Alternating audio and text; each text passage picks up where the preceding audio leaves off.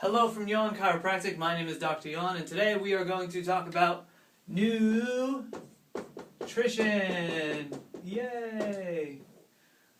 Alright, so usually when we think about nutrition, we're thinking about, oh, I gained so much weight over the holidays, I need to lose some weight, I need to diet, or, I'm not big enough, I need to get some muscles and eat more protein. When we're thinking of that kind of dieting, we're thinking really about these macronutrients, like proteins, fats, and carbohydrates. Alright? What we don't really think about a lot, or as often, are the micronutrients. And those micronutrients are vitamins and minerals.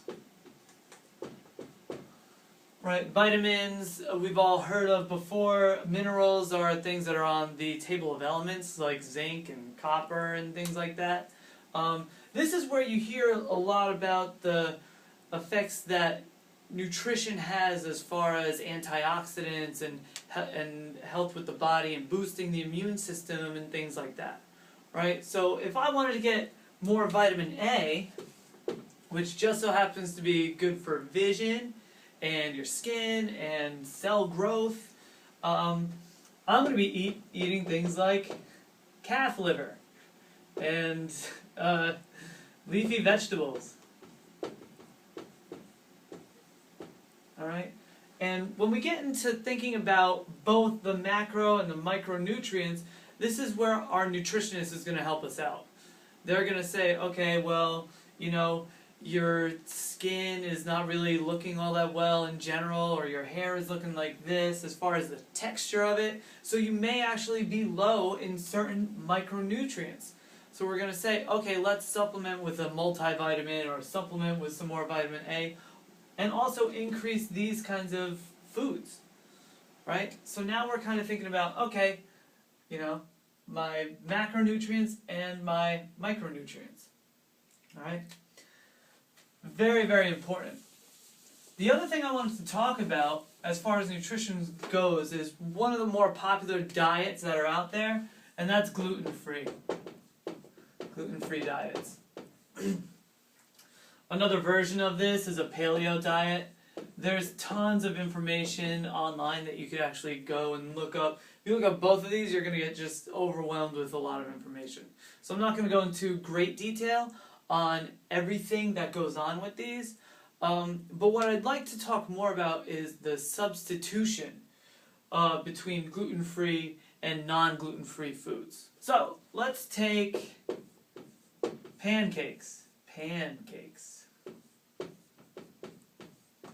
Alright, so typically if I'm going to make pancakes, I'm going to have eggs, I'm going to have milk, I'm going to have flour, of course, I'm going to have baking soda, or baking soda, right? Or baking powder? I think it's baking soda. Baking soda, yeah. That doesn't matter. It does, but it doesn't for this thing. Okay, sugar. I'm not going to list everything that's in there, but if you want to have an awesome pancake, you can go ahead and do yourself a favor and add vanilla extract. So let's look at the gluten-free part of this. So people who are allergic to gluten, or people that are following this paleo kind of diet, they're going to make the Paleo Pancake or the gluten-free pancake, right? So they're going to still have the eggs. That's pretty cool. They can still have that. Some people are going to be on or off milk, depending if they're lactose intolerant or if they just, are not having milk for various kinds of reasons. So instead of milk, they're going to go ahead and put in almond milk. Almond milk, right? Milk from almonds. The thing that makes this more gluten, is the fact that it has flour. Things that come from these grain-type developments. So instead of flour, they're going to go ahead, or we're going to go ahead and put coconut. Coconut flour, they have almond flour, they have all these different substitutes for flour. Okay? Instead of sugar, they're going to go a little more natural, and that's where they'll have like the nectar, the agave nectar, or even like homegrown maple syrup is always good. So when we're looking at this, it's like, okay, this is a gluten-free, paleo, very good, it's a pancake, right? And some people may say, okay, it's good for me to have that. I can have pancakes all the time because guess what? It's gluten-free and gluten-free is good for me. But that's not necessarily the case.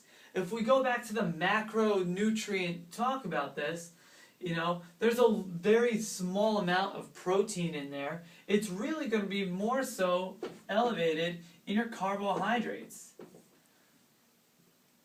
You know? The almond flour and the almond milk and the coconut flour, they help with it, but there is a lot of sugar in there, and we need main sources of whole foods, specifically vegetables. That's the kind of carbohydrate that we want to be eating. So, and they do this with various types of desserts, which is really cool, by the way, because a lot of people have gluten intolerances. So, but we cannot keep these substitutes as notions of good types of food, because really it's not necessarily the food that we want. We want to have our whole foods like vegetables and meats and basically the outskirts of the grocery store.